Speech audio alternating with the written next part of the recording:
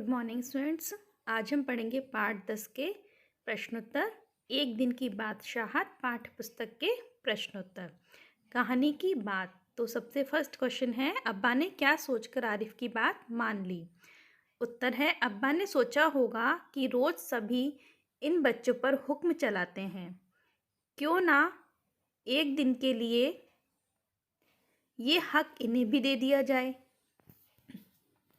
इसलिए उन्होंने आरिफ की बात मान ली। प्रश्न नंबर 2, वह एक दिन बहुत अनोखा था जब बच्चों को बड़ों के अधिकार मिल गए थे। वह दिन बीत जाने के बाद इन्होंने क्या सोचा होगा। किस किस ने? आरिफ ने, अम्मा ने और दादी ने। तो आरिफ ने सोचा होगा कि यह दिन कितना मज़ेदार था, काश ऐसा ऐसा दिन रोज आए। अम्मा ने सोचा होगा कि इन बच्चों को थोड़ी बहुत आज़ादी ज़रूर देनी चाहिए तथा इनकी भावनाओं को भी समझना चाहिए। दादी ने सोचा होगा कि हम रोज इन बच्चों को कितना कष्ट देते हैं। तुम्हारी बात। अगर तुम्हें घर में एक दिन के लिए सारे अधिकार दे दिए जाएं, तो तुम क्या क्या करोगी?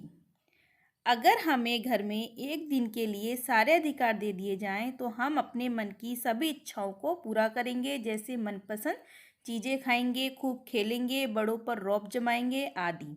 लेकिन हम कोई गलत काम नहीं करेंगे।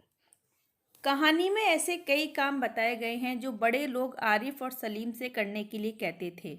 तुम्हारे विचार से उनमें से कौन कौन से काम उन्हें बिना शिकायत किए कर लेने चाहिए थे और कौन कौन से कामों के लिए मना कर देना चाहिए था? उत्तर, आरिफ और सलीम को रात को जल्दी सोना, सुबह जल्दी उठना, धीमी आवाज में गाना, बाहर ना जाना, शोर न करना, खुद नहा लेना, कम घूमना फिरना जैसे काम बिना शिकायत किए कर लेने चाहिए थे। वहीं उसे सादा नाश्ता करने, बेकार खाना खाने, बेकार कपड़े पहनने जैसे कामों के लिए मना कर देना चाहिए था। तरकीब। दोनों घंटों बैठकर इन पाबंदियों से बच निकलने की तरकीबें सोचा करते थे। तुम्हारे विचार से वे कौन कौन सी तरकीबें सोचते होंगे? हमारे विचार से वे निम्नलिखित तरकीबें सोचते होंगे। काश हमें कोई ऐसी जगह मिल जाए जहां हमें कोई ना डांटे, हमें भी बड़ों को डांटने का हक मिल जाए, हम जल्दी बड़े हो जाएं।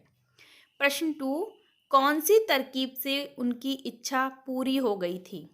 उन्होंने बड़ों के सभी अधिकार मांग लिए थे और बड़ों को छोटों की तरह रहने की बात कही थी, जिससे उनकी इच्छा पूरी हो गई थी। प्रश्न 3, क्या तुम उन दोनों को इस तरकीब से भी अच्छी तरकीब सुझा सकती हो? उत्तर, इससे अच्छा था कि उन दोनों को अपनी कुछ आदतों में सुधार कर लेना चाहिए था। तो बेटा, अगर वो अपनी आदतों में सुधार कर लेते तो उनको ये नहीं करना पड़ता। अधिकारों की बात। आज तो उनके सारे अधिकार छीने जा चुके हैं। अम्मी के अधिकार किसने छीन लिए थे? अम्मी के अधिकार आरिफ और सलीम ने छीन लिए थे। क्या उन्हें अम्मी के अधिकार छीनने चाहिए थे? उन्हें अम्मी के अधिकार नहीं छीनने चाहिए थे, लेकिन उनकी अम्मी को भी उनकी भावनाओं को समझना चाहिए था कि जो बेवजह जो पाबंदी थी वो नहीं लगानी चाहिए थी। उन्होंने अम्मी के कौन कौन से अधिकार छीने होंगे? उन्होंने अम्मी से उन्हें डांटने, सुबह जल्दी उठाने, अपनी पसंद का खाना बनवाने जैसे अधिकार छीने होंगे। बादशाहत क्या होती है, चर्चा करो। तो बेटा, बादशाहत क्या होती है? किसी क्षेत्र, राज्य या देश आदि पर शासन तथा पूर्ण अधिकार होना बादशाहत कहलाती है।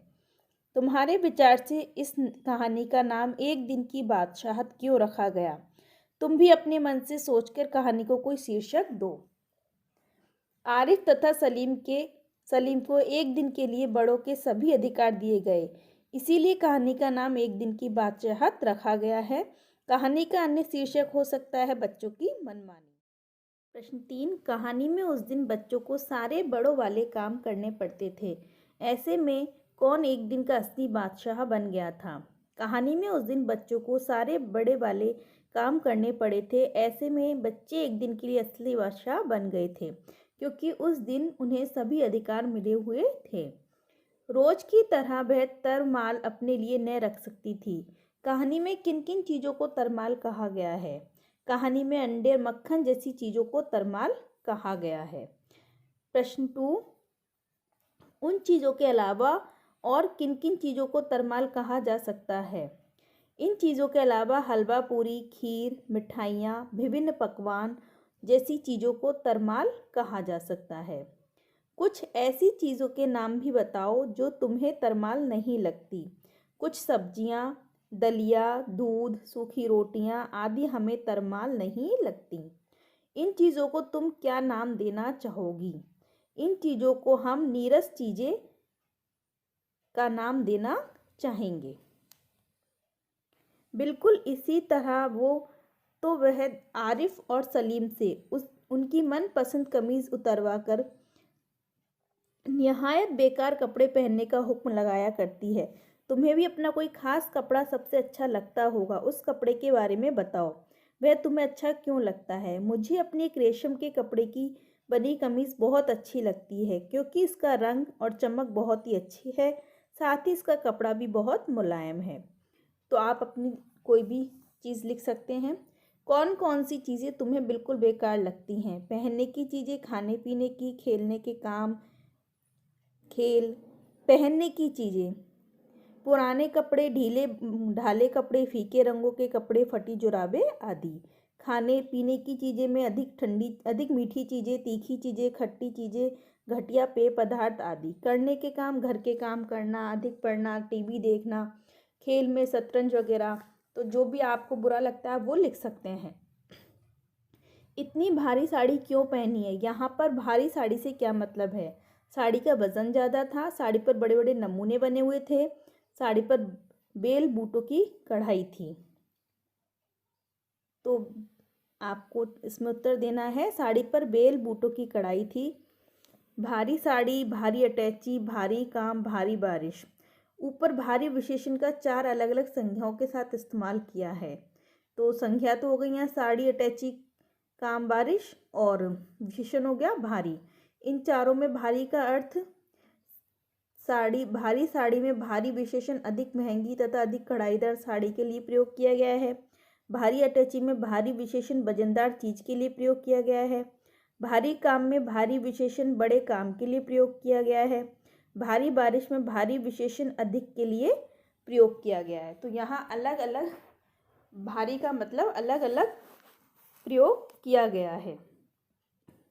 हल्का कपड़ा, हल्का काम, हल्का लड़का, हल्का डिब्बा।